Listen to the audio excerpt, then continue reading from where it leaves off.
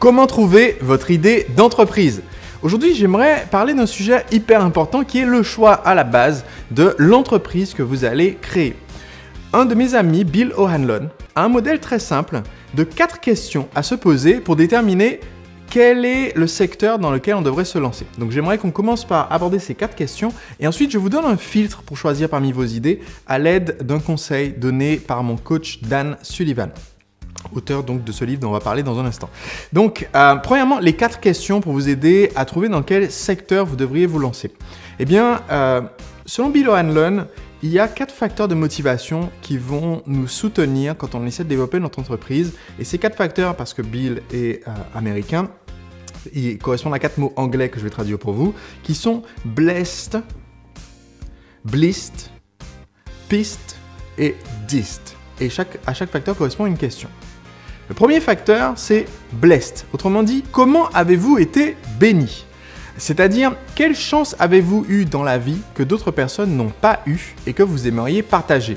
Beaucoup de gens aujourd'hui se lancent dans le domaine de l'infoprenariat, c'est-à-dire la vente de produits et services basés sur des informations sur Internet, donc vente de formations, de livres, de vidéos. C'est un business model qui est extrêmement attractif parce que vous pouvez le démarrer à partir de zéro en ayant un budget très restreint, en démarrant, même si vous êtes un inconnu, à partir du moment où vous avez un partage de qualité. Et beaucoup de gens qui se lancent dans ce secteur-là le font parce que justement, ils ont eu une chance dans leur vie qu'ils aimeraient partager avec d'autres.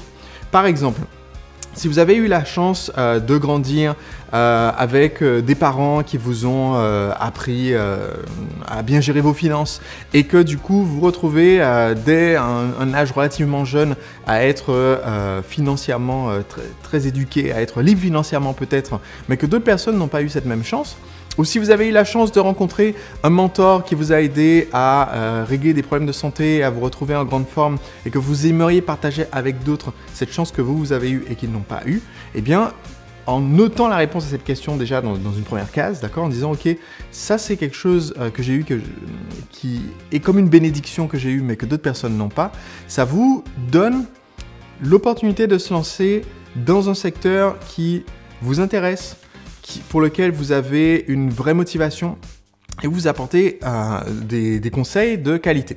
Un exemple d'entrepreneur qui s'est lancé en utilisant ce facteur de motivation, c'est Jim Rohn.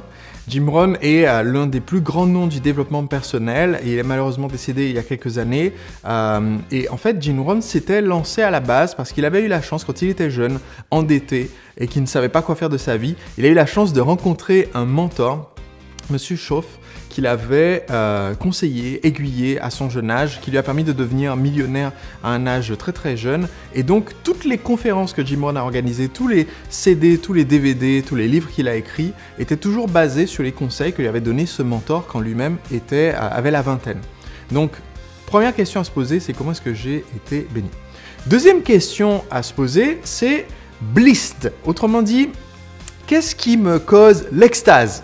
Et là, c'est plutôt la dimension de la passion. Autrement dit, comment est-ce que dans ma vie de tous les jours, je vis un plaisir, une extase que d'autres personnes n'ont pas la chance d'avoir et que j'aimerais partager. Si vous adorez le macramé, si vous êtes comme un de mes premiers employés qui était champion de France de hockey subaquatique, et que votre passion c'est de faire du hockey mais dans une piscine sous l'eau et que vous trouvez ça vraiment formidable et que ça vous apporte énormément de choses que vous aimeriez partager avec le monde, eh bien vous faites peut-être partie de cette catégorie.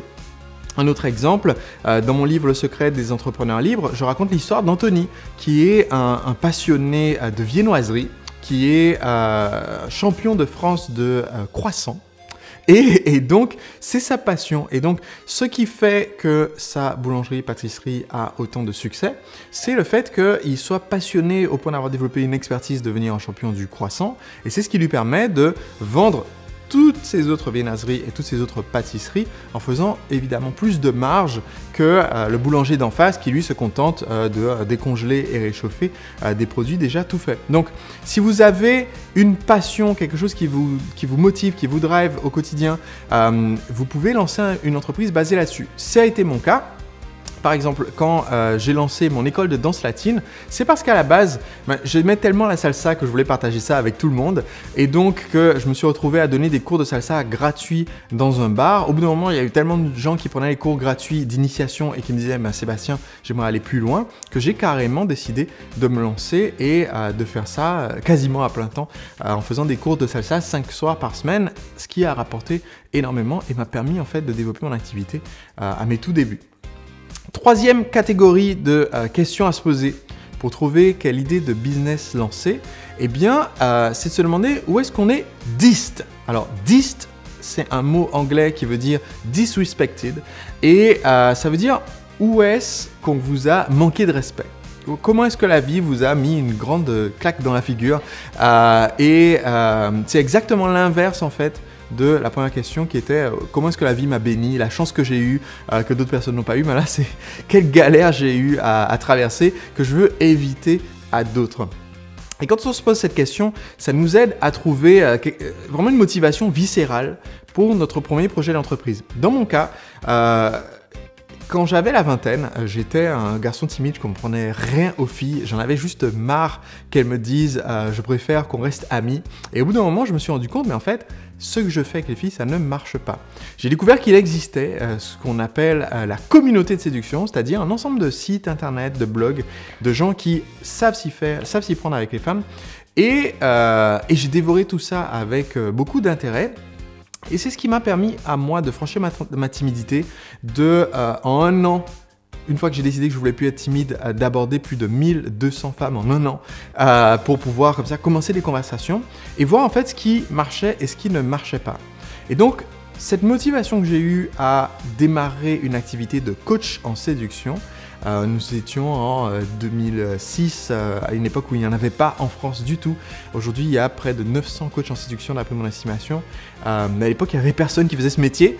Eh bien, c'est parce que moi-même, j'ai été dissed. La vie m'a donné suffisamment de baffes sous la forme du gentil message « Je préfère qu'on reste amis et donc ne sortons pas ensemble » dit par beaucoup de jeunes femmes. Et je me suis dit « Ok, il faut que ça change. » Et je ne veux pas que d'autres personnes aient à vivre ça pendant toute leur vie d'adulte. Ce que moi, j'ai réussi ce problème dont j'ai réussi à sortir. Donc, troisième question à se poser, c'est quelles sont les difficultés que moi j'ai eu à traverser que je ne voudrais pas que d'autres personnes aient à traverser.